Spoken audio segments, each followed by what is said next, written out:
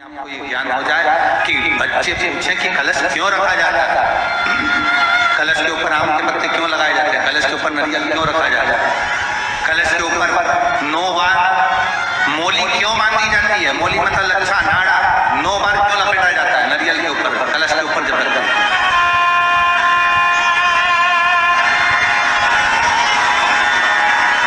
कलश के ऊपर जब जब श्रीफल रखाता है, नारियल रखाता है, तो उस पर 5 बार 7 बार मोली नहीं लपेटी जाएगी, तो 9 ही बार लपेटी जाएगी। 5 या 7 बार लपेटते हैं तो कहते हैं कि लक्ष्मी की क्षीणता होती है, और वो 9 बार लपेटी जाती है तो भरपूर लक्ष्मी का भंडार भरती है। क्यों क्यों कहते हैं उसको?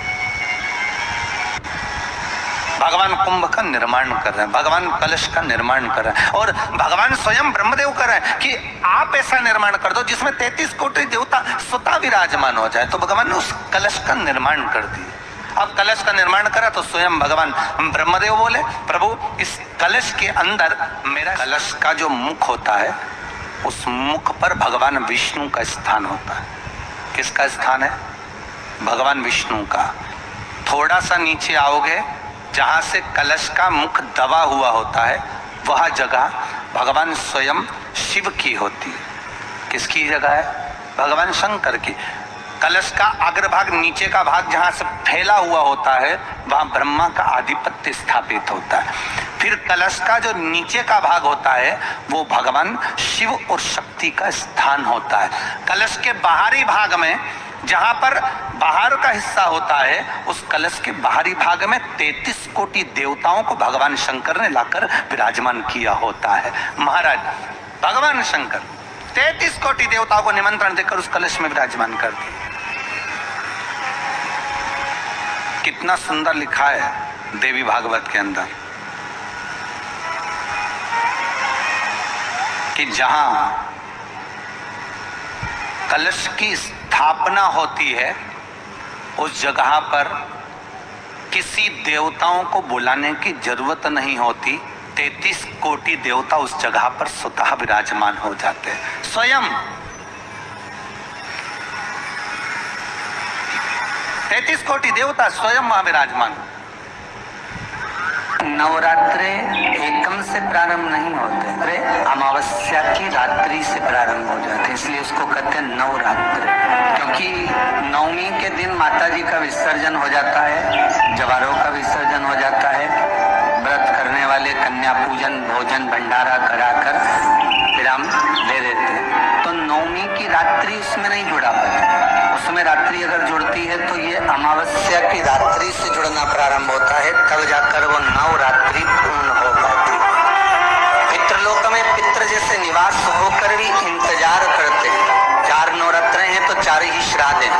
आज मौनी अमावस्या है, श्राद्ध का विराम हो जाता है और कथा अर्थात नवरात्र प्रारंभ हो जाते हैं दूसरे दिन। तो यहाँ शास्त्र कर जैसे हमें प्रतीक्षा रहती है कोई अच्छे कार्य की, कि घर में कोई शुभ कार्य हो, घर में कोई अच्छा आयोजन हो तो अपने को आनंद होगा, प्रसन्नता होगी।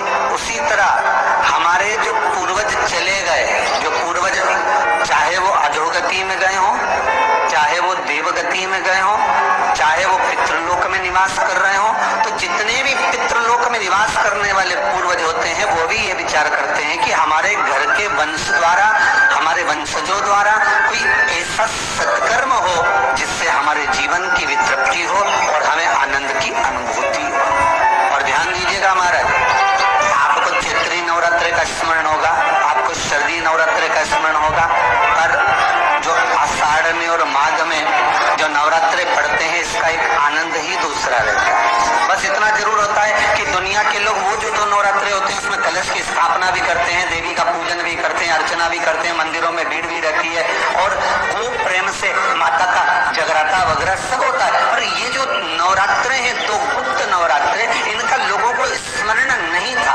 वो तो धीरे धीरे ये टीवी चैनल के माध्यम से कथाकारों ने, वक्ताओं ने स्मरण कराना जब चालू करा, धीरे धीरे बताना, मार्गदर्शन करना जब चालू करा, तब लोगों को ज्ञात होता गया कि कोई गुप्त नवरात्रा भी होता है, उसमें भी देवी की आराधना हो। ये चारों नवरात्रे अलग अलग अवस्था के हैं, अलग अलग सुख के हैं और अलग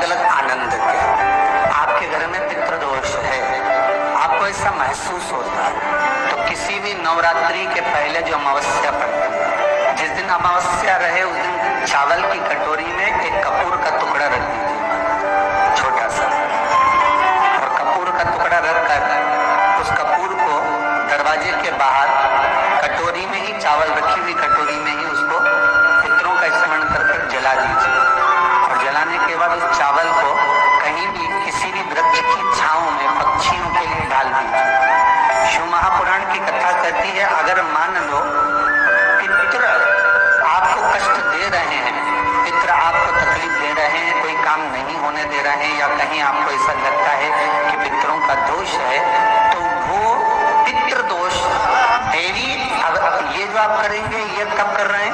अमावस्या के दिन आप उसको रख रहे हैं, अमावस्या के दिन उसको रखकर रात भर आपने रखा कपूर के साथ में, सुबह एकम पड़ गई, नवरात्रि लग गई, उसी दिन उसको जलाकर आपने पटक दिया। अर्थात उससे देवी और पितृ इन दोनों का आशीर्वाद जो प्राप्त होता है, तो घर में से पितृदोष समाप्त होकर लक्ष्मी की वृद्धि प्रारंभ हो जाती है। और नवरात्रि में भी देवी की आराधना का एक स्मरण का सुख है हमारा। ज्योत का विधान है, नवरात्रि में देवी की ज्योत लगती है, अखंड ज्योति लगती है, जवारे बुआए जाते हैं, कलश लगता है, ज्योत का भी विधान है। जिसके यहाँ दिया अखंड जलाया जाता है, अगर वो दिए की अगर दक्षिण दिशा की होती है तो उसके घर में साल भर में एक घात जरूर होती है। जो दिया अखंड जलता है उसकी बाती का मुख दक्षिण का नहीं होना चाहिए।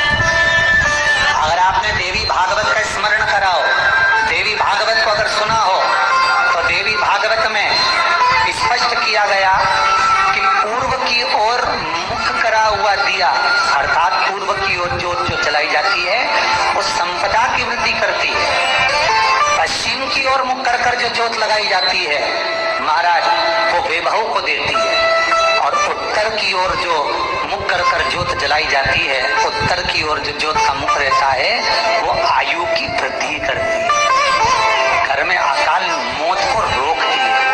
दक्षिण की ओर ज्योत ना लगाएं, अगर आपको लगाना है पूरब की लगाएं, पश्चिम की लगाएं या उत्तर की लगाएं। और जितने दिन महारानी जगदम्बा जगतधात्री दुर्गा भवानी चैत्र नवरात्रि में, शरदीय नवरात्रि में, आषाढ़ी नवरात्रि में, आदि पौष नवरात्रि में हम जगतजननी जगदम्बा की जब स्थापना करते हैं, या हम नूतन घर का प्रवेश करते हैं, या गणेश जी की स्थापना करते हैं, या कोई दुकान को प्रवेश करते हैं, या कोई शुभ कार्य करने के लिए अग्रण्य होते हैं, तो हम कलश की स्थापना क्यों करते हैं? कलश के अंदर आखिर ऐसा क्या विराजमान है कि 33 कोटि देवता उस कलश के अंदर आकर बैठ जाते हैं? आप कोई यज्ञ करने जा रहे हो, आप कोई पोथी पुराण करने जा रहे हो, आप कोई अच्छा कार्य करने जा रहे हो, तो ब्राह्मण देवता कह देते कलश की स्थापना होगी, कलश की शोभा यात्रा निकलेगी, कलश यात्रा निकलेगी, कलश विराजमान होगा। कि उस घड़े की महत्वता कहाँ से प्रकट हो गई? शिव महापुराण की कथा कहती है महाराज, भगवान ओघड़दानी शंकर स्वयं आद्य शक्ति जगदम्बा से कहते हैं कि जगदम्बा तू क्या चाहती है बोल। तो जगतजननी जगदम्बा कहती है कि जहाँ मैं हूँ वहाँ शंकर है, ये आपने कह दिया, और जहाँ शंकर है वहाँ पार्वती का होना जरूरी है। उसके एक स्थान ऐसा बनाया जाए जहाँ पर शंकर विराजमान है और शंकर के साथ पार्वती विराजमान है। तो शिव जी ने कहा पार्वती, उसके लिए मैं तुझे एक सुंदर कलश का निर्माण कर देता हूँ। अष्टमी के दिन कन्याओं का भोजन कराओ या नवमी के दिन कन्याओं का भोजन कराओ। पर देवी भागवत तो कहती है, देवी भागवत तो वर्णन करती है कि पहले नवरात्रि से लेकर